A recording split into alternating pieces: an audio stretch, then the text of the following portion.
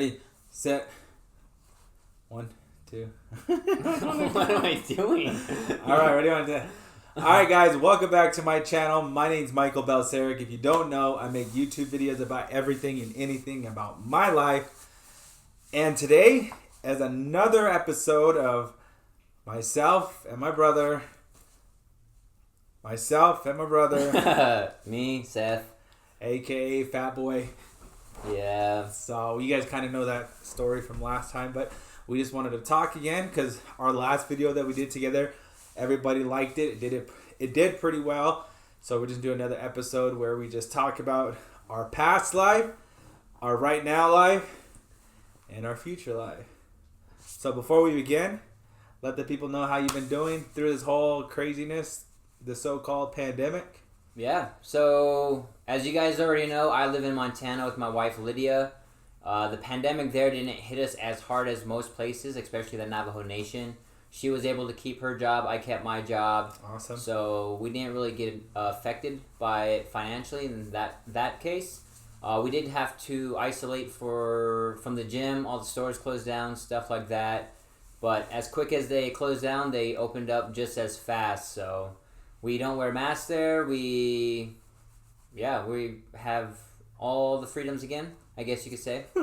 But that's where we're you guys didn't get hit hard, huh? Yeah, we didn't get hit hard at all for the most part. We've had a lot of people. We know a lot of people who've passed away from COVID, but it's unfortunate, and a lot of it has to do with the lifestyles that they chose to live before COVID hit. Is why they were affected the most. So, but our condolences go out to the families, the loved ones, and everybody who lost a loved one in that time. So where's Lydia right now? She is currently in Israel. So, dang. Yeah, she's on a top secret mission right now. I can't tell you guys any more than that. Are we supposed to tell them that? I don't know. We'll cut it out if we need to. Well, it's all over Instagram. Yeah, it's all over Instagram. So, but yeah, she's over there. That's pretty cool. And just a shout out to Lydia. If you watch this, hope you're having fun wherever you're seeing this at. And if you don't watch this, I still hope you're having fun. Yeah. So I'm actually here for this guy's wedding. As you guys know, watch the previous last couple videos have been all about the wedding. And I haven't really heard the story of how him and Kristen met. So I think did you make a YouTube video about it? I've kind of talked about it quite a few times, but not like in depth kind of stuff. Yeah, so I'm going to ask him, what was the moment he knew that Kristen was the one? That is very interesting. The moment that I knew that she was the one. Or you wanted, let me rephrase this. The moment you realized you wanted her to be the one. I say that because oftentimes people are waiting for the perfect person to come into their lives, but in reality it's who's the person you're going to want to fight with for the rest of your life. Who's the person you're willing to lay down everything for to continue to grow and develop with. So that's why I reworded it. That's an interesting question because I don't think there was a specific moment that we talked about it right there when we talked about it, but I think the moment itself started from the beginning. And I think because I was single for so long and I was a single father, that I knew that my next relationship had to be the one person that I knew I could spend the rest of my life with. And so it was honestly probably the day that we decided to, I'll be romantic about this. We decided to actually be official, be in a relationship, because we both talked about it and we knew the repercussions of the relationship, meaning we knew what it took for both ends with Nia and Zoe, obviously. So when we talked about it, we kind of knew going into this relationship, it wasn't just for thrills. It wasn't for I'm lonely kind of thing. And we're both at a point of our life where we were ready to have a relationship and be able to thrive at the same time. Because in the past, not in the past, but like people kind of tend to jump into relationships without thinking about the long-term goals. They they want to feel that, I guess, that fantasy of someone wanting them. But like you said in the beginning, not someone actually going to grow with and fight with and lay down everything at the same time with. And she shared a little bit about her life on this as well. I don't know if it was on this channel or her channel, but she was at the point of her life where she was single for some time, and in those couple years that she was single, she was seeking God, and she was understanding who God made her to be and who she really was, and what she can offer to a relationship and what she wanted in a relationship as well. And it's funny because at the same time she was searching for that, I was going through that process at the same time. And when we both came to a realization that we were just friends, obviously, before that, but we both understood, like, hey, we are ready. We both like each other. We both find attributes in one another that we can see ourselves in the long run. Yeah, this relationship can go further than just a summer fling or a boyfriend and girlfriend thing kind of stuff. So honestly, it was a day we decided to officially just be like, oh, we're gonna go into this knowing like the end goal is gonna be marriage, and I think we had a friendship understanding of that prior to that as well. And the thing about that was that when we were friends, we didn't act like boyfriend and girlfriend. We were just friends. We just had people around, talk to one another and stuff like that as well. So I think it was November 9th or 12th that we decided to do it. But that was it didn't.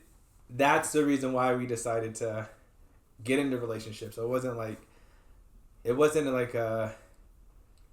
we were dating for a while and then, oh yeah, it's time.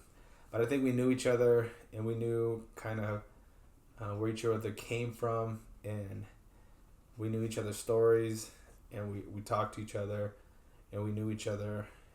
And after we had those conversations and we actually got into a relationship, we're like, okay, we can see ourselves bettering each other, praying for each other, and helping each other out in the long run. And I win most fights. That's funny. No, that's a really good answer. So, from our last video, if you haven't watched it, I encourage you guys to watch it, check it out. But, put a link up here somewhere and down below. But growing up, we didn't really have people to give us advice, so I asked them the question because a lot of people, I've noticed, in our generation and just the younger generation is seeking advice on how to date, how to court, and how do I find the right person. And reality is, like, if you pick somebody and you're willing to lay down your life for them, that's the person. Like, there's not this magical moment that's gonna happen. I enjoy this person's company, I enjoy them in their mess, and I'm willing to work through their mess with them, and it's that simple. I think people make it complicated. So that's some really good advice right there. Yeah, they do. It's so funny because, like, I look back and I'm like, I don't see how people just jump into relationships because, first of all, I was chubby and ugly, so that might be another reason. When I was younger, so that might be another reason. But I mean, I saw the downfalls of relationships growing up, and I seen how people, I guess how they viewed relationship. And I think when we were growing up, it was right at the tip of it's okay to go and date as many people as you want, go have fun kind of stuff. And so now it's like that. It's like everyone's like, yeah, go search, do whatever, right? Yeah, everybody's promiscuous. Yeah, so they like, and it's so funny to me. A lot of times people, and I say this because I work at the school district and I see it in other people's lives, and you see it all over social media. The number one problem that we see is relationship problems. Whether it has to do with your significant other, a friend, colleague, anything like that, right? Yeah. But in this case, since we're talking about relationships, I see that a lot of times people will get in a relationship thinking that this person likes me for me, when in reality that person and even that yourself will like that person in the moment and a short time pleasure, You know what I mean? Yeah. It says a dopamine's like, oh, he likes me, and your confidence goes up. But then when you start to get down to the nitty gritty and those questions that which is bad, you don't ask those questions till like 7 months down later, and then they have a big fight. You know what I mean? So a lot of times, if you think about the way I approach a relationship, like I said before, we were friends and we asked each other the questions beforehand. So we talked about marriage, we talked about kids, we talked about finances, we talked about all these things that pretty much break a couple apart so that we're on the same page before we get to those questions and we see opposite ends at the same time. You know what I mean? Yeah. So I think nowadays, and I'm going to teach this to Nia and Zoe and my future kids with Kristen as well, that if you're going to, first of all, none of my kids are going to date through high school. They're not going to date through college. If I'm supporting them, that means they can't support themselves for someone else, okay? So until they can support themselves financially and mentally and spiritually, then that's when they can date. Because there's no reason why people should be dating at an age where they're dependent on their mom, their grandparents, and stuff like that, okay? But yeah, I think that when it comes to relationships, people should ask those hard questions before anything, because in the beginning, it's easy to look over faults. Oh, he forgot this, she forgot that. He acted like this, she acted like that. And it's easy to look over that right now because you're in that honeymoon phase. But when you get those hard questions like kids, like if one person wants kids, another person doesn't want kids, and you're fighting about that, then all those other petty stuff that you guys looked over is going to come back up and just be like a big old mess. So I think just being able to have those hard questions in the beginning and understanding, okay, this relationship is going to go somewhere, and not be able to say like, oh, he does like me. He probably doesn't, to be honest, because he might be lustful and she might be lustful too. And I think they like the idea of being with you, but they don't like the idea of communicating with you in the hard times. Yeah. And understanding like, okay, this person's gonna be that person all his life or her life. Am I willing to put up with some stuff, and are we able to communicate with that as well? And you see it all the time. There's not enough people to teach the younger kids how to court, date, and all that kind of stuff. Yeah. No matter what you guys think about it, don't let your kids date unless they can financially support themselves. I stand by that all I want. You don't have to stand by that by me. Some of you guys disagree with me. That's perfectly fine. But my philosophy is if you can't support yourself financially, physically, mentally, and all that kind of stuff, what makes you think you can do that with another person? Yeah. And I think if you get two hurt people, you get two worse people. You know what I mean? Yeah. And you're not going to have two perfect people get together, but you can have two people that understand, and if they can support themselves, then they can support one another. Yeah. It's hard to support someone else bad habits when your bad habits are taking up everybody else's time too. Yeah. So no, that's good. All you young people who are watching this, find good habits, good ways to communicate, good ways to build finances. And if you can't support yourself, don't date, because you won't be able to support somebody else. Yep. But moving on to a different question that I had. Sorry. My demographics are not young kids. So even if you're single, I know a lot of you guys are single out there. That goes for men and women and kids. If you are watching, don't date until you're ready. Well, I said young because if you're acting young, you're young. Oh, yeah. If you're a child, you're a child. If you're a kid raising kids, work on your emotions, work through them, learn to communicate, even if you have to talk in front of the mirror. So, yep. But next question is, what are some questions that you and Kristen had to ask before dating? I think, well, first of all, I think a lot of our communication and understanding, first of all, came the fact that we're Christian, and we see a lot of, we built our lives and our output and everything through the Bible. So the main questions, like, first of all, obviously we're Christians, so we're going to go to church. That's not going to be a problem because we both see the benefits of going to church.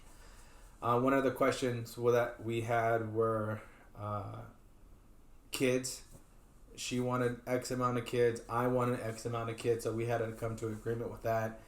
And we're going to have more kids, obviously. So we just wanted to make sure that we were on the same page on that we had as many as we both were comfortable with and were able to support, and not just have kids because we want to have kids.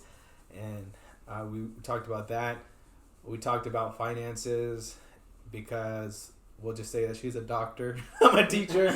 So we talked about that, and just the understanding of finances and everything that we do and stuff like that as well. She's very, very, very, very good with money.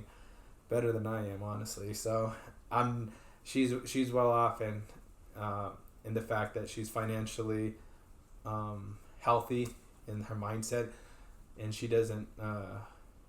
Well, we both don't do this, but that was one thing I didn't want in a spouse, was someone that spent money like crazy, and someone that didn't understand budgeting, someone that didn't have the ideology of sowing, because I think that's a big thing, and what you sow in is what you reap, and she has that mentality as well. And so when I go into my new relationship, I wanted to make sure that when I was with someone, she had that mentality of finances. And so the next thing is where we want to live. I want to move back to Phoenix, Montana. Okay. She doesn't, but we're here in Tuba, and we're going to be where God sends us and where we decide. And we both like it here in Tuba. People here treat us well. People know us, know her as well. So we don't see ourselves leaving in a year. But we'll see.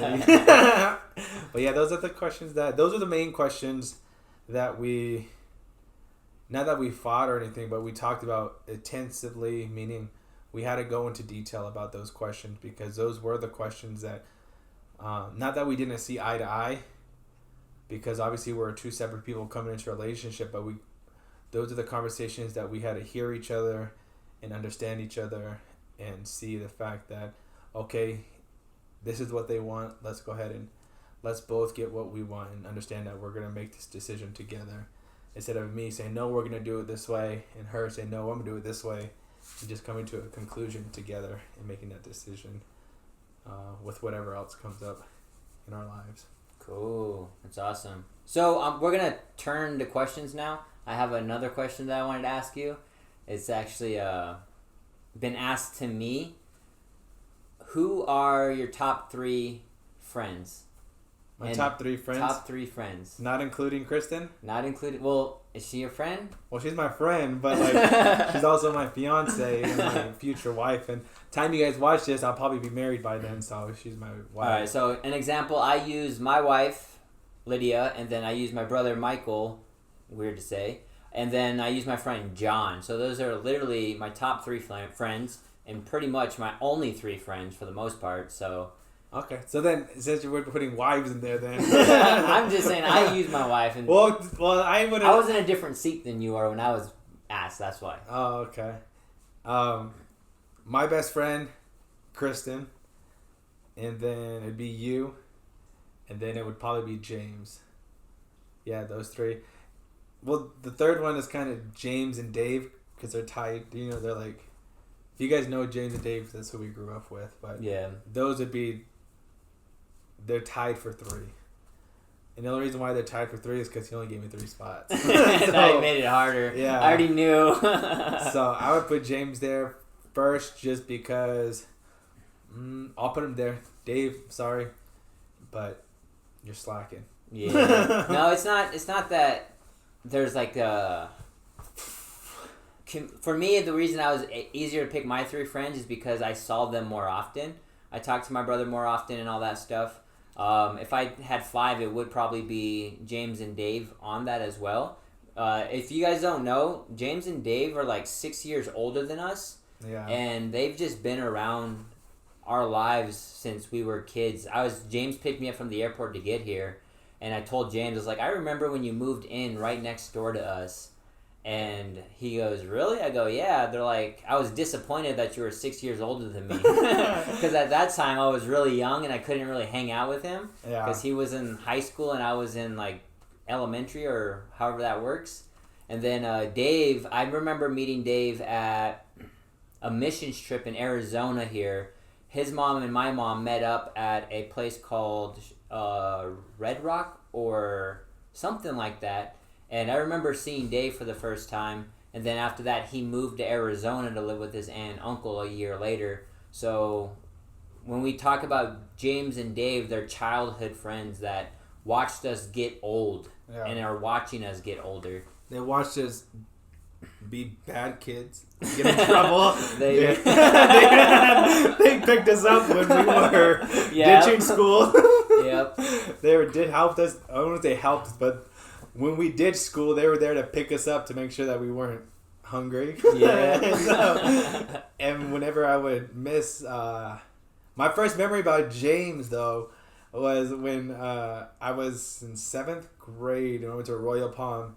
I would miss the bus and I had to go knock on his door and ask his mom and dad to drive me to school. And his dad and mom had a yellow Lancer at the time, so, or was it red? Yellow or red Lancer. And then Dave obviously has just been there since. I think you met Dave before I did. Yeah. Like a couple of weeks or something after that. And then I met him in Phoenix when I was the first time I met Dave was when I was at a bus stop. John Lanuza, his cousin, picked us up in his dad's Dodge Ram. Oh, no, take that back. The first time I met Dave is when we went to, I forget whose house it was during the Super Bowl. And his first words I heard was, "Auntie, did you see her boobies?" Janet Jackson. Janet Jackson. I was like, what the heck? Oh, and that was the first time. And then the second time was when we were at the car, but when I was at the bus stop as well. It's funny because the TV's on right now and it says Sex Life. And she's just looking at me seductressly. She's looking at us. That's weird. Yeah, you guys can't see it, but TV's on. So yeah, top 3 friends, and James and Dave are tied. Kristen, myself.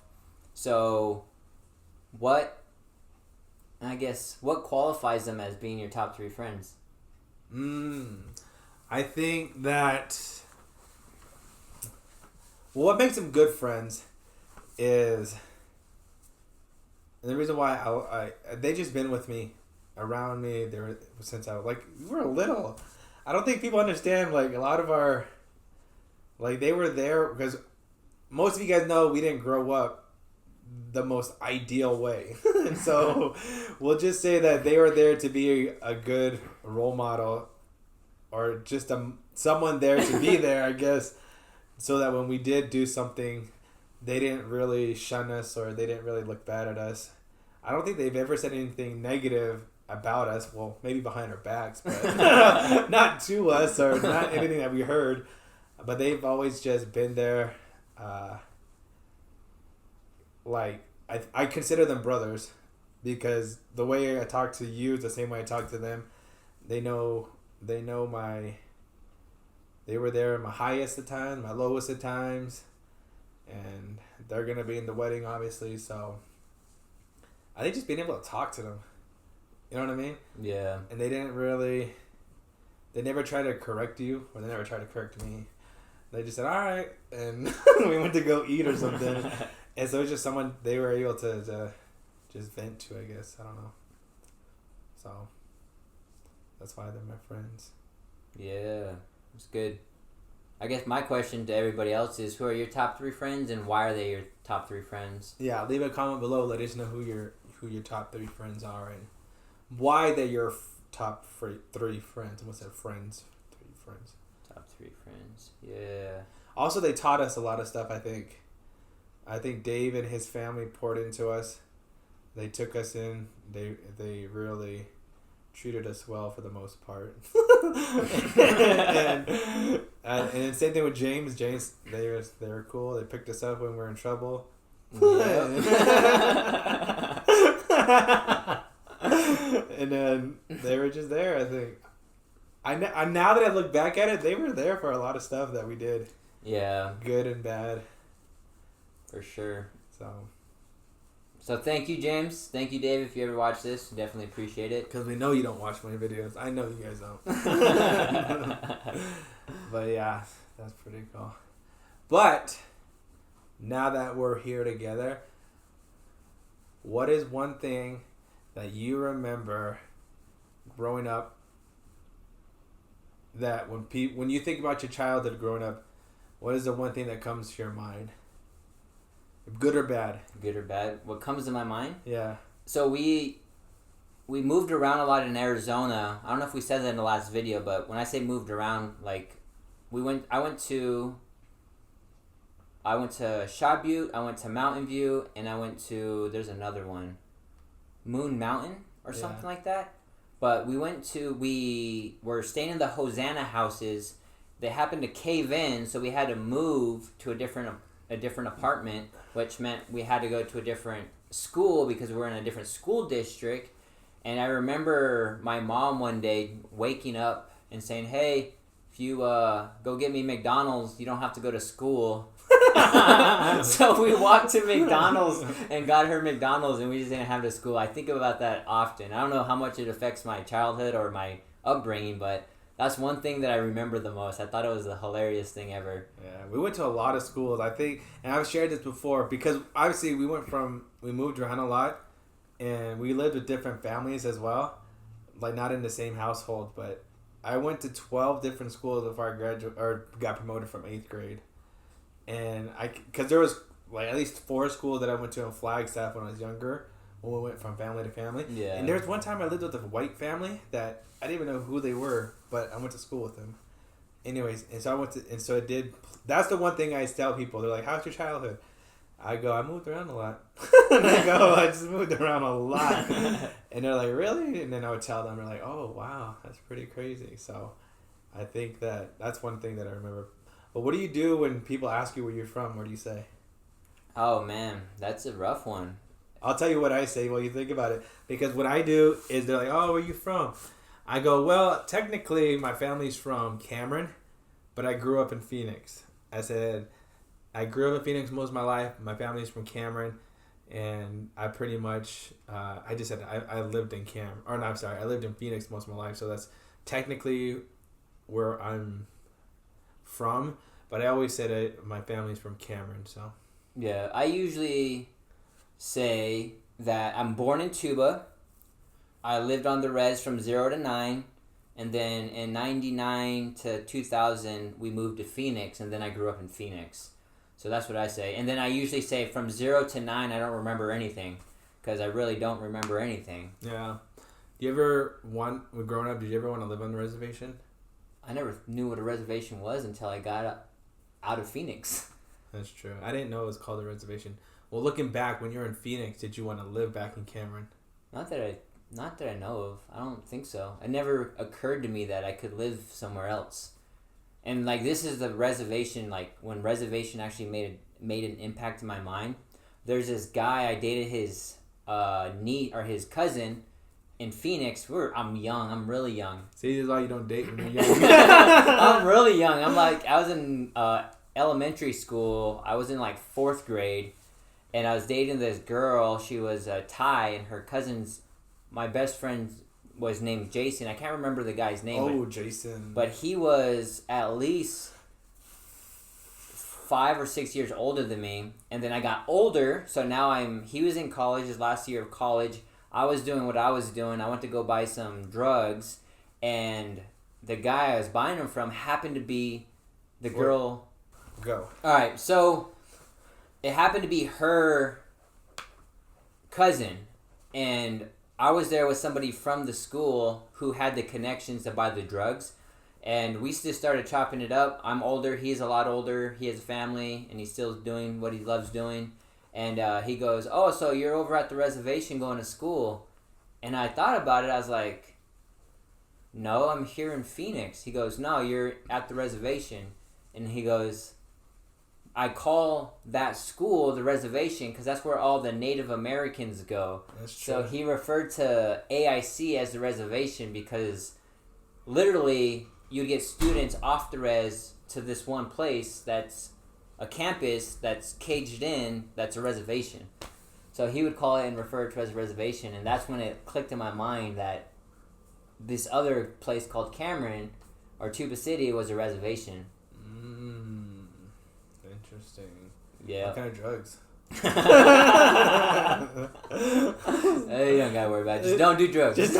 Don't do drugs. That's all you need to know. drugs. Yeah. Why, did you ever think about wanting to live here, living on the res? I don't know. I thought about it a lot but it goes back to me not knowing, how would I put it? I guess it went back to my identity and who I thought I was growing up. Yeah. Because like I wanted to be on the reservation because I was half Navajo, and that's the only part of my family that I really knew. And so growing up, I always wanted to be more Navajo. Yeah. And I wanted my last name to be Yazzie. So when I was growing up, I think I wanted to live on the reservation just to say that, I guess, prove to myself and everybody else that I was Native American, I guess. Yeah. But I don't, now that I look back at it, I'm glad I grew up in Phoenix because I did learn a lot there. I learned how to I just learned how to communicate better. You know what I mean? Yeah. I learned how to live life differently. And I just look at the people that are my age that grew up on the reservation. Nothing against them or anything, but I am different than them. I communicate differently, and I didn't do too well in school, but I was able to communicate with people and relate to people and have a conversation with people and stuff that helped me, that I learned from being in Phoenix, I guess. You know what I mean? Just be able to interact with Filipinos, Hispanics, African American, Thai people, Vietnamese people, all these different ethnicities that I was able to grow up around.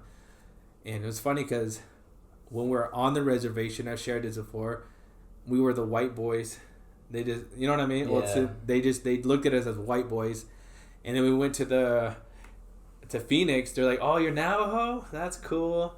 And most of the time they say, "Yeah, that's cool," and stuff like that. And then sometimes they would think we're drunks and stuff like that as well too. So it was just weird growing up with a sense of being mixed at the same time. Yeah. Someone's calling me. Probably Kristen. It is. Your dry erase markers. Won't you? No, if you're gonna get anything, just get the cleaner. That's it. Alright, bye. All right, love you. Bye. Where we were? Growing up in Phoenix, communicating better. Oh, yeah. I did. So that was the only reason why I wanted to live here, was because I wanted to be, I guess, more Navajo. I wanted to, I guess, prove myself and I guess prove to other people. And then I grew up. Now I'm glad I don't have the name Yazzie. You have it, but I'm glad. I'm like, because growing up, people are like, "Oh, Balseric, where's that from?" And I always say, "Well, technically, we think we're Italian." Yeah, we're unsure about that. We're unsure about that still. That's what they tell us. But anyway, that's what I tell them. And so, then most people think I'm Mexican. So, but other than that, that's the only reason why if I wanted to live here, it was because of that. And I did. But now I'm glad I didn't. Cool by association? You want to be cool by association for the Navajo Nation? I just wanted to be wanted. That's funny. It's like, I feel like that's one of the basic human desires, is to be wanted and appreciated. Yep. And I think that's what all people are looking for in a relationship. Even my family members would call me a white boy, or they'd treat us like that. So, but I'm like, I forgave them. But growing up, you're just like, dang, man, you just never could win when you're. But it's not like that now. No, we're a lot older, and I think being a half-breed helped me understand that there is prejudice inside of me towards white people and Native people. That's something that I had to come to grips with, because I could easily become prejudiced towards the same people who are always calling me white boy, and I could also be prejudiced towards brown people who are always assuming that I'm a drunk, or that's all I'm worth. That's all they see is the drunk Indian. Yeah. So I think with us being a lot older, we're able to see that now. We've tore down these stereotypes, and I've wrestled with the prejudice inside of my own heart. And me and my wife, like, I was driving one day, and I was like, damn, I hate white people. And my wife's white. Like, she's as white as can be. She asked me one day, she's like, what was your first thought? She was trying to be cute. She goes, what was your first thought when you saw me at the airport? I was like, damn, she's white. No, but we're just driving one day, and I was like, damn. First of all, I don't think it's wrong to be white, so I think everybody there is bashing white people. Stop. That's not going to get you anywhere. For sure. Work it out in your own heart. Yeah. Just recognize that if you hate white people, there's something going on in your heart, and you need a savior, and his name is Jesus. But we're not going to have that conversation right now, because that's how I've wrestled through mine. But I told my wife, I was just really thinking about it, and I love people in general. I love all ethnicities. I love culture. I may not know a lot, but I love it and I enjoy it. And I told her, I said, I'm scared of white people, and I'm afraid of white people. She goes, why? I go, because you look at it, think about it. Who's all shooting up the schools? Mm-hmm. Said it's all the white people. And I was just driving. She was just shocked. She was taken off guard. And I just realized that I was also prejudiced towards Native people in general in that context of, because you really do. Like, you drive around most cities by a reservation, and a majority of them, all you see on the streets, for the most part, are natives at bus stops and all that stuff. And it breaks my heart, but they never see the natives in cars that are driving either. Like, I love looking into people's cars. I'm nosy because I'm like, oh, there's a native guy driving a big old F-250 right now. Like he's doing his thing, and he's smashing life right now, and I don't know what he's doing, but he got a big old truck. So I definitely had to wrestle with prejudice with my upbringing and stuff like that. Have you ever have to wrestle with being prejudiced towards people? I think I had to. I don't think it's a straight yes or no question, because I've met white people that have been very degrading, but to them they think they're being nice, or they're being the savior. Yeah. But then I've met other white people that are not that. They're just nice people. You know what I mean? Yeah. But then I also see that with Native American people. I see that same thing with black people, Asian people, where I don't see that. I've dealt with it with all races. Does that make sense? Yeah. And it's not so much the fact that I was prejudiced to a point where I guess I hated them, or I didn't like them, or I just didn't want to be around them. I think it was more or less that I was treated wrongly by every race. Yeah. But the one that hurt me the most was my own race, Native Americans. Yeah. But because I was Native American, I always told myself I can't be mad at my own race. Does that make sense?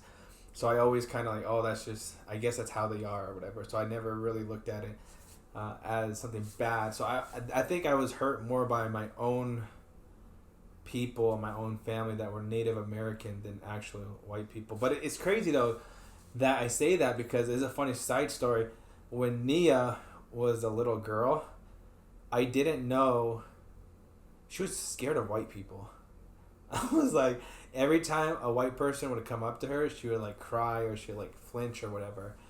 But when any other ethnicity came around her, she would just not do anything. She just let them say hi and stuff like that. And then I realized I don't really hang out with a lot of white people, so that might be. And I have to go back, because even because white people have that really bright eyes that are blue or green or something. Yeah. And she was just never around that, so I was just like, I think I need to be around more white people. That's what I thought to myself. But I mean, there's nothing. I don't ever recall being prejudiced in my heart or anything. I mean, we grew up. Our other siblings are half black too. Yeah. So I think we grew up very cognitive of different races and different styles of thinking and lifestyle. You know what I mean? Yeah. So I don't think I've ever grown up, but I do see that I was mistreated by every race. So I wasn't trying to pinpoint it on one person or whatnot. It was easy to blame certain races because that's what people did, and that's what they're doing now. But that's another discussion for another thing. But I don't ever sit around and say, man, this person treated me wrong, so I'm gonna be wrong and mean to that race. Yeah. You know what I mean? Because we make our own decisions, and I want to be the person that people look to and say, he's a good person. He treats everybody the same. He's mean to everybody. He's nice. That's what my coworker said to me. I worked in a church, like in Montana. I worked at a church for 4 years, and I quit that job. I work at UPS now, but I had an employee that I worked for about maybe a year before I quit, and he goes, Seth, you're not racist. You just hate everybody. And it was funny hearing it from his mouth, so it's funny that you say that. So we're using the word prejudice and not racism because I feel like being prejudiced is a... how would you describe it? Like something that before it happens. Like prejudice is a cause to this. Yeah, you're not allowing them to be something else in your head. Yeah, so I'm not saying that there's things that I'm working through that... So, like, people are prejudiced against Native Americans, saying they're always drunks. Yeah. So that's what you were doing in your head? Yeah. Toward white people. Toward white people, Native people, as you said, all people for the most part. And it's this stereotype that society has labeled all of us in. Black people are this way, so this is how I chose to see black people. Brown people and Native people are this way, so this is how I was influenced to see them this way. White people are this way, so through society's influence, I've prejudged all these people because what society has told me to think about them. So that's where I'm coming to in that sense of like, we don't need society to tell us how to live our lives. And I think me and my brother he was telling me earlier, is he thinks different than people on the reservation because what they were told, he wasn't taught that. He was taught that in something different in Phoenix. So we can see from a different lens. So, yeah.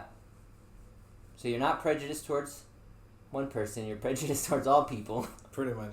I don't know. I just think I want to say like I see the downfalls in every race in humanity. I think it's good. First of all, I think it's good that if you're white, you're white. There's nothing wrong with that. If you're black, you're black. There's nothing wrong with that. If you're Native American, there's nothing wrong with that. If you're Thai, you're Thai. There's nothing wrong with that. I don't think there's nothing wrong. I don't think there's anything wrong with being your specific race. And I don't think there's anything wrong with the way that you represent yourself as that as well. But it is wrong when you try to demean another race because of something that you don't see eye to eye with. So right now it's bad to be white, pretty much. You know what I mean? I don't think it's bad to be white. Did the white people in the past do a lot of bad things? Yes, but not all white people. There was a select group that did very horrible things. And do I think that needs to be reconciled? Yes. But it will be wrong for me to go to someone that had nothing to do with it and pinpoint all of my problems that I chose to do on them. You see what I'm saying? Yeah. It would be wrong for me to say to a white person, we're on our reservation, and if I was an African American, if I'm black and you're white, it's your fault that we went through slavery. And it wasn't that. You know what I mean? Yeah. I think that I don't think slavery was ever handled correctly.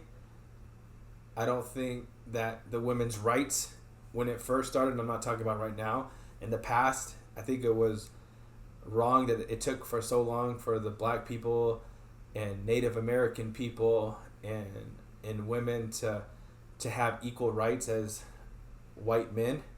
But we're at a point in society right now where a lot of us are a lot better than in the past. So I think that we have to be cognitive of what happened in the past, but we don't got to continue beating down someone's door saying they're wrong when they had nothing to do with it. Yeah. On the other hand, I do believe that the United States of America, they need to take responsibility for the things that they've done. They can't just continue pushing it underneath the rug. And because they continue to push everything underneath the rug, that's where we are in society today. You see what I'm saying? Yeah. Because, first of all, I'm American. I love America. There's no better country. And if there is a better country, I'll call you a liar. Because I think we get so used to our privileges and our freedom here that we forget that it is freedom. And all these other places don't have that. You know what I mean? So, what I was saying was, first of all, I love America. But I think that America, when we first started, we have a dark history. Killing all those Native Americans, slavery, women's rights, all those stuff with the Hispanics, the Border Patrol, all that stuff, right? We have a dark history.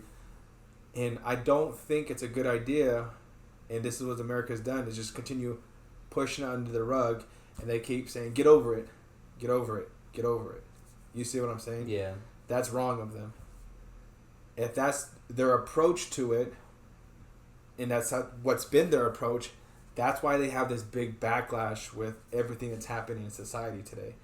If they would have dealt with the problems that were with our dark history as Americans, with killing off all the Native Americans, having slavery, equal rights, all these other stuff, if we would have dealt with those in a more healthy way, I don't think that we would be in a position where we are today with all this uproar and stuff like that. But we know that when you continue to hide your faults and you continue to hide stuff when plainly you did it, it does come out. And that's what we're seeing today with... I do believe that America has a dark history, and I don't think we need to hide it. I think America needs to address it. How we address it is another question, but we can't just keep telling people, get over it. Because I don't think that's going to solve anything. I really don't. I think if you want people to get over the oppression and over the mindset of all these things that did happen, then you have to be able to give them grace. You have to give them the opportunities that their families didn't have. So think about it this way. And I was just thinking about this the other day. We don't have a lot of water rights in our land. And our land is the way it is because the America doesn't even, they don't abide by their own treaties when it comes to Native American. You know what I mean? But they abide by every other nation's treaties but ours. And that's weird to me that they'll abide by their treaties by all these other countries, but when it comes to Native Americans, they don't abide by any of it. It's broken. Maybe they abide by a couple of them and stuff like that, but they don't fully embrace their treaty that they did with the Native Americans. Does that make sense? Yeah. And I think that it does need to be addressed. I think it needs to be handled a lot better other than just saying, get over it. I think things need to be in place to where it will help the Native Americans move forward in society. Because if you have, let's paint this scenario. We'll say that you grew up in a house that had electricity, air conditioning, water, and a grocery store 5 minutes away, right? And on the other hand, myself, I went to school, didn't have electric, I didn't have running water, I didn't have a grocery store 5 minutes away, and my hospital is far away, right? Yeah. I just described to you how we grew up with no electricity, all these other stuff, right? We had to drive 30 minutes to the grocery store here, 45 minutes to Flagstaff if we're in Cameron. Did we have the same opportunities as that same person that had the ability to go to grocery store, have electricity, live in comfort? No. So if that person has a better lifestyle, not because, and it's great that they have that lifestyle, but they were put in that lifestyle because this group, the Native Americans, were suppressed and they were given very little. You see what I'm saying? Yeah. And they were given a treaty that was broken, and they expect us to get over that, or they want us to. They say, you should be like. You should stop complaining, because you have the same freedoms as Native Americans or regular people in the city. True, we have the same freedoms, but when you have a group of people that you suppressed ever since America was built, we're not so suppressed now, but from the beginning, we got the bottom of everything, right? So how do you think, if you grow up with that mentality, how do you expect them to get out of it? Tell them to get over it? No. So if you break your arm and I say, you'll be fine, you won't die, but you're gonna grow up with a jacked up arm. You see what I'm saying? Well, you'll never be able to play basketball. You'll never be able to do anything that a person with two arms to do, right? So I think that's the part I have. Yeah, the Native Americans didn't die, but we were crippled in the beginning, and not just us. I think a lot of races as well. Yeah. But I don't think we need to continue sweeping it underneath the rug and just saying, get over it. We need to accept it, address it, and help the community through it. Does that make sense? Yeah. Yeah, no, that makes sense. There's a lot of problems that we can recognize. And I guess before I say anything, I think in this whole conversation, what we've talked about earlier is our past doesn't define us. And as a community as a whole, we shouldn't allow or continue to allow the history of America to continue to oppress us. Yeah. And there's a solution to that. That's what you're talking about, is that we're totally recognizing the problem, and that's what we've been doing, but there's solutions to it. So the next question I was going to ask you, especially because I know that I've seen it in myself, is playing that victim mentality growing up, it's because them I can't do this. Yeah. It's because of them I can't do this. And within most Native American communities, they're always saying, because of America I can't do this. And there's some truth to it. Well, yeah, we'll go finish your question because I got something to say. So there's some truth to it, but what are those solutions that you're talking about? Okay, so let's do it like this. I don't think that it's going to be resolved quickly. It is being resolved as we speak. Definitely. So I'm going to go back to that analogy of a broken arm, right? Yeah. We'll say that I have two arms, two legs work perfectly fine, right? And you have a broken arm and a jacked up ankle. We both go out to work and we pick, we go gathering, whatever. We bring back resources. Because your arm and your ankle is messed up, you're not going to be able to gather as much as me. Yeah. I'm going to have more resources. I'm going to have better lifestyle. I'm going to be able to produce more. I am going to be doing a lot more further than you. Because of your limitations with your broken arm and your ankle, there's just some things you're not going to be able to do, right? You're not going to be able to build a house as quickly or as big. You know what I mean? You're not going to be able to run. So you are limited. Yeah, you're not dead. Yeah, you can still gather some food. You can do some stuff, right? And then you have a kid. I have a kid. My kid's perfectly fine. But someone comes around, breaks your kid's arm, messes up instead of his ankle, he just messes up a toe. Yeah. Limited again. My kid's not limited. Now he's doing the same exact things that I was doing, and you are way far behind. Your kid's far behind. My kid's not. My kid already has my wealth, building his own wealth, right? Yeah. He has a kid. Same advantage. Your kid has a kid. Now he only just has a broken arm. Right? Yeah. So now he can move a little bit faster, but he's still limited. Okay? That third generation is still reaping off of two generations. Yeah. Right? that kid has another one. Your grandkid has another kid. Now it's just his wrist. You see how that trickles on though? Yeah. That's what's happening now. Yeah. That's what happened. So the Native Americans were crippled in every other race too that came. Because I don't want to get too conspiracy theory, but it's true. The Native Americans, African Americans, Hispanics, they were dealt cards that was rigged.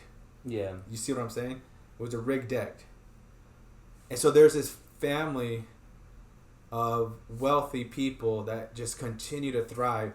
And this side of the Native Americans, they were able to survive. There's a difference between surviving and thriving. And when you thrive, you tend to get blind to the person that's barely surviving. You get numb. You get complacent. You start becoming the center of attention. You start becoming God. Yeah. And the people that have less, that are barely surviving as life goes on and on and on and on, pretty soon the kids will stop having. I think that's where we're at today. Yeah. I think there's a lot of we're at the point where I'm not saying that there's not limitations, because there are still limitations here on the reservation. Yeah. And that's another question. That's another discussion. But we can start to see the changing of lifestyles of the people that were suppressed. Yeah.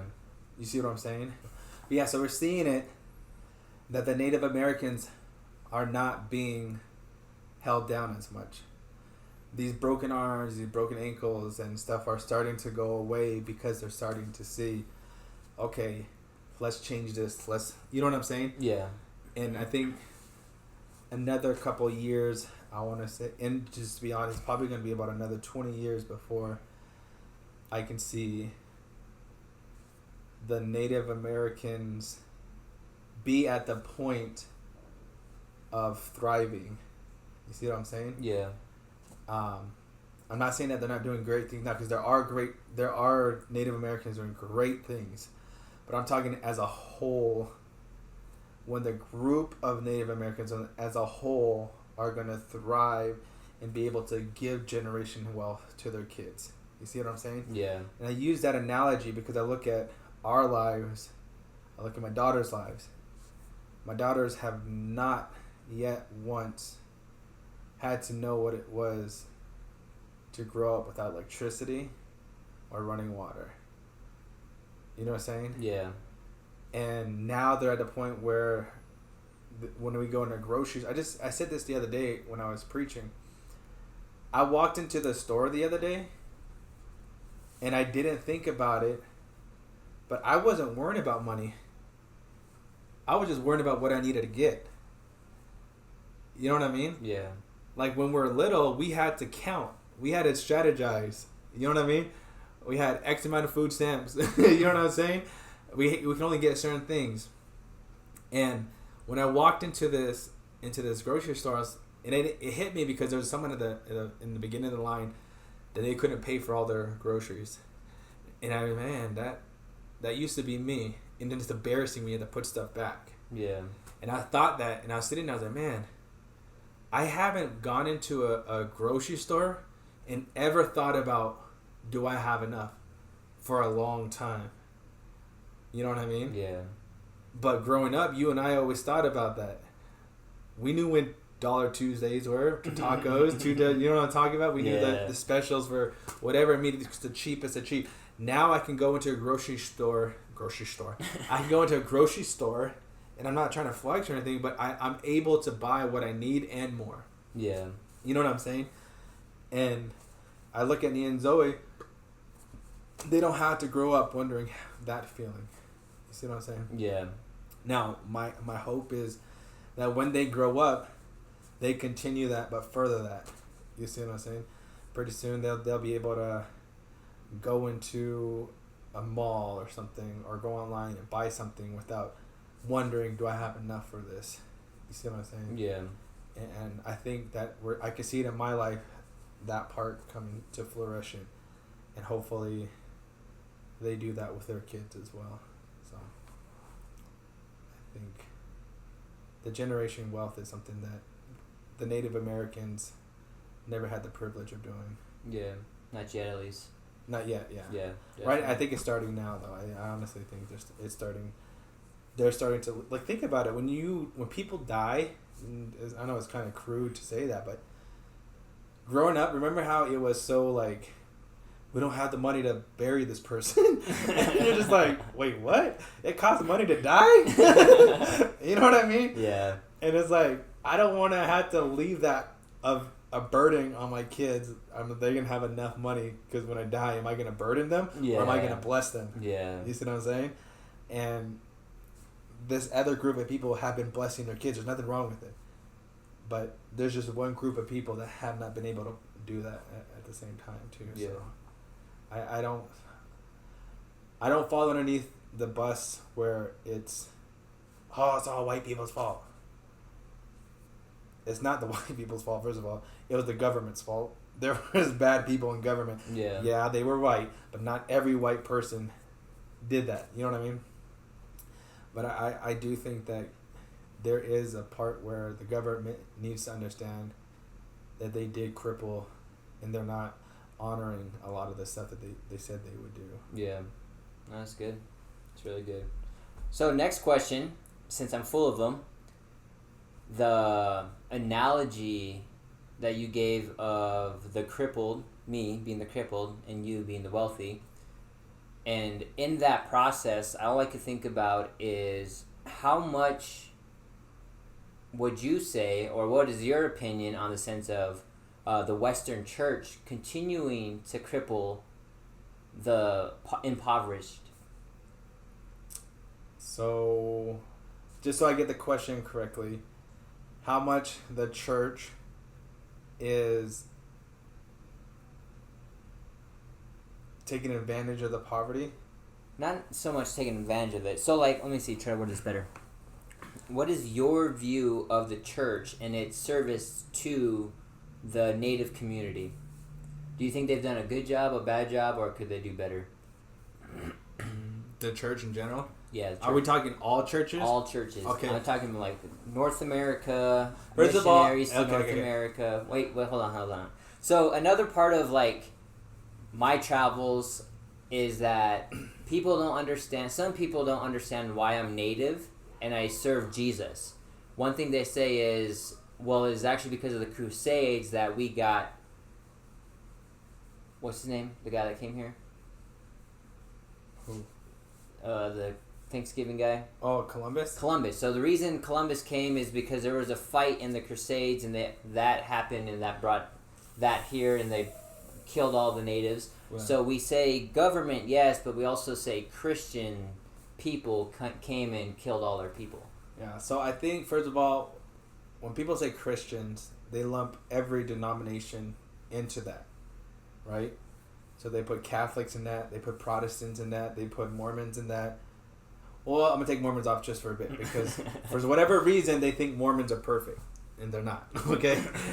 And that's weird. Leave a comment below, guys. Tell me why people are so nice to Mormons when they're the most annoying, to be honest, knocking on my door and stuff. Anyways, what is Pentecostal?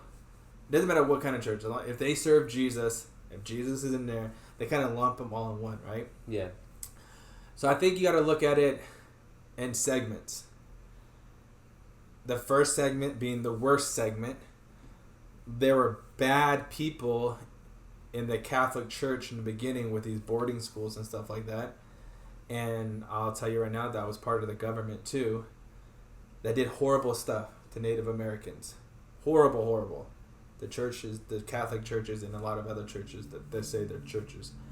And the government did the same exact thing, right? And the government's just trying to... I think the government right now is just blaming the churches so they can take the heat off of them. Yeah. Okay?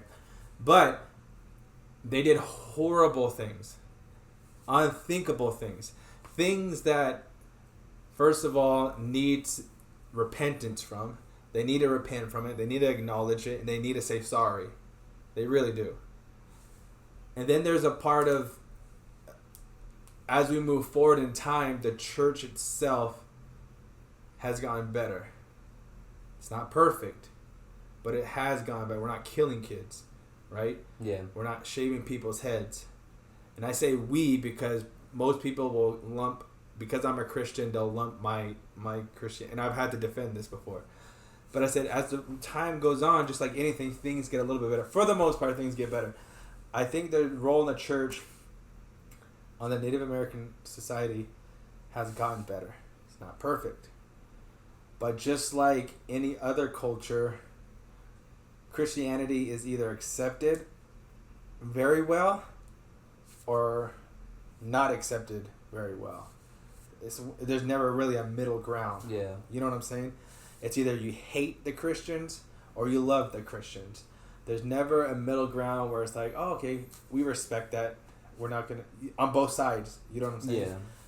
Yeah. And right now, there's a changing where there is an understanding. Okay? So, in the beginning, bad. I think they went about how they presented a loving God in an unloving way. You know what I'm saying? Yeah. So they're not all Christians or not all Catholic people are like that either. There's decent Catholic churches out there. There's decent Catholic schools out there. Not a lot, but there were some.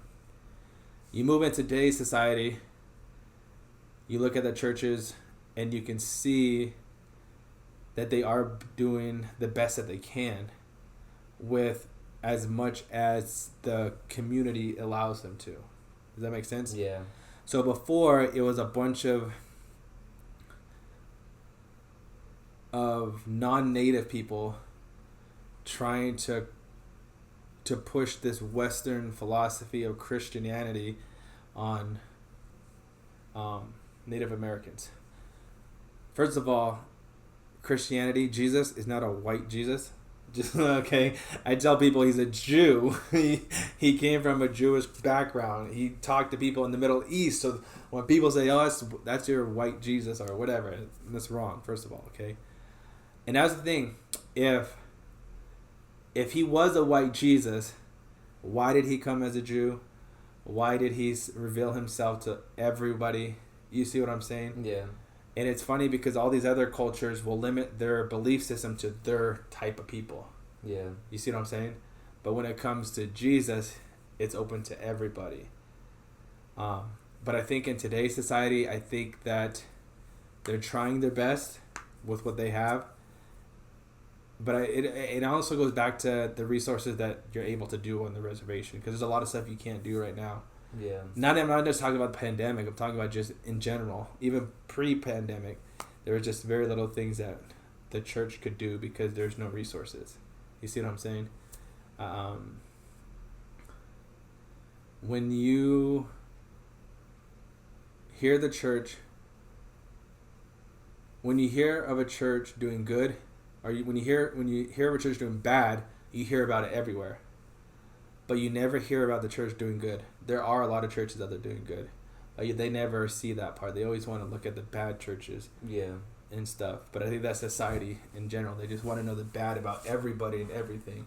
And they don't want to look at the good in that as well. Does that answer your question a little bit? Yeah. But yeah, I think you could be... And my big thing too is like... People that are Native American should be able to worship Jesus in their language, part of their culture. Not talking ritual stuff, but like when you go to Africa, they sing songs in their language. You see what I'm saying? Yeah. They go about their service culturally, but continuing to keep God centered without anything else. You see what I'm saying? Yeah. And if you think about the Jews did the same exact thing. They worshipped him a lot of times before he got rid of the old law. But there was always some sort of culture built into their belief system with Jesus. Yeah. But right now, there is a big emphasis on Western, how we perceive service itself. Back in the day, I don't think people sang and listened to the word at the same time. You know what I mean? Yeah. Jesus spoke, he didn't sing. You see what I'm saying? worship wasn't always just about singing. It was your lifestyle. And I think that Native American should be able to have a service that represents them. Like if they see them worshiping, they see them in service, like, oh, that's a Native American church. You see what I'm saying? Yeah. But they always continue to keep God first, and all that kind of stuff as well. And I'm not saying anything. I'm not promoting the Native American NAIC or something. What, NAIC or? I have no idea. There's like a Native American church thing here where they do like ceremonies and stuff like that still. Oh, really? Yeah. Wow. But that's not what I'm talking about. What I'm talking about is you can still be Navajo, but be a Christian. Yeah. And still say, yeah, I sing in Navajo. You see what I'm saying? Yeah. I asked a question because I remember a family that would come Christmas time and drop stuff off for us and just give us gifts on Christmas. Yeah. And I think about that often, and I reflect and I realize my behavior was, what is someone else going to do for me? Like growing up, I always thought, because I've had all those handouts from churches, specifically churches, I don't know which denomination, but churches always handing stuff out to me, and we continued to just take it and use it because we didn't have any resources. I grew up and I realized that I had this impoverished mindset, and I had this victim mentality, and I was always waiting for what someone could do for me and not what I could do for somebody else. Yeah. I think that's I think I spoke about this not too long ago on how it's like a hovering mom syndrome. The mom does everything for the kid. Yeah. And so the kid kind of grows up expecting the mom to do everything and never learns how to do something. Yeah. She's doing it out of love, but she's doing it she doesn't know she's hurting that person more than hurting her kid more than she's actually helping them. You see what I'm saying? Because there are a lot of people that want free handouts because that's what they've been given all their life. And when you get a society and a group of people that depend on you, they'll stop working. They'll stop trying to be better. Yeah. You see what I'm saying? Yeah. And I think I go back to those days when they did give us that, and I think about, now that I think about it, I think they did it because they were trying to bless. Yeah. Which they did. But I think what the church needs to do now, instead of, they can still give out free stuff, nothing wrong with that, but I think they need to offer classes of how to manage money, how to conflict resolve, how to communicate, how to go to a job interview, why it's important to dress up, why is it important to communicate these things, you know what I'm saying? Yeah. And I think those are the things that we want, and you'll get it in the church if the church is doing it. I think our church at Tuba City Assembly of God does it a lot. But I think that's what the church needs to do nowadays, teach people how to forgive, conflict resolve, spend their money. And I'm not talking about giving tithes, because that's another thing. The church doesn't want your money, okay? So if you think the church only wants money, that's not what they want. What they want is just for you to come to church and stuff like that. Yes, offering's part of church, and you can deal with that yourself and with God, but I know most churches are not going to sit there and say you're a bad person for not giving tithes or offerings and stuff like that. But I think the churches need to offer that kind of stuff rather than just free handouts all the time. Yeah. They can still give it, but I think they need to be able to teach people those skills at the same time. Cool. Yeah, man.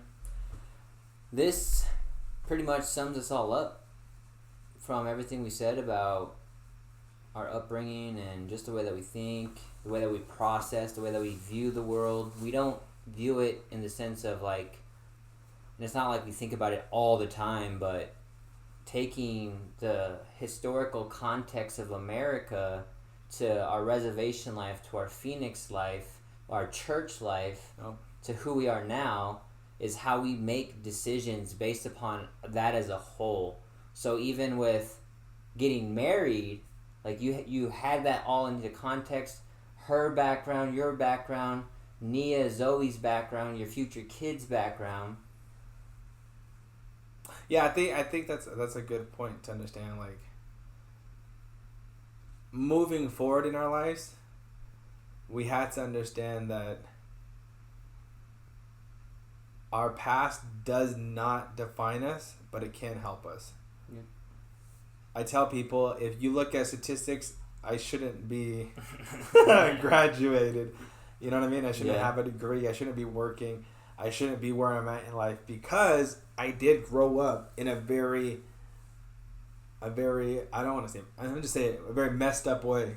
You know what I mean? Yeah. Not just me, but you and Jonna and Jeff. But I learned at a young age that I can't blame people. You know what I'm saying? Yeah. And I understand that growing up, I did have some setbacks and some things that did prevent me from moving forward in school and in society. And that I had nothing to do with it.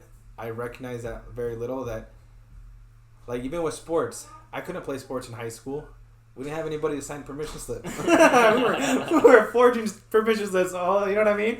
Yeah. There were just some things that, okay, this is what I got to deal with. I'm going to go with it. And I don't want to. And I don't know why. And I thank God that God put that in my head that I can't sit down and say, woe is me all the time. You know what I'm saying? Yeah. I don't think I would be where I'm at today if I would have sat down and said, no, my life was like this. I wasn't given the right tools. I wasn't given the right upbringing. You know what I mean? My cards were dealt. You lie until you die. You know what I mean? You just have to understand. I understood at a young age that you just got to keep going. You know what I mean? Yeah. Just keep pushing, keep going. Sooner or later, things will turn. I may never be a millionaire, but my daughters will have that opportunity to get there. It's not about the money, but I'm just saying. Just think about it. Yeah, no, that's good. Other than that, thank you guys for watching. Our next video will be about our, what is it called? Our wedding. I don't know if it's going to be the actual wedding video or it's going to be the vlog before the wedding. Does that make sense? Nope. So the next video will be the wedding video. We'll say that. So we'll see you guys in the next one. The next one will be all the wedding video. Thank you, Justice, for doing that for me. And we'll see you guys in the next one. Follow me on all my social media. It'll be down linked below. He's a ghost. He doesn't have any social media, but if you have any questions for him, leave it down below. And he has YouTube. Yeah, I should start making YouTube videos. We'll see what happens with all that. Gotta go ghost. But yeah, leave the comments below. We'll see you guys in the next one. Peace. Yeah.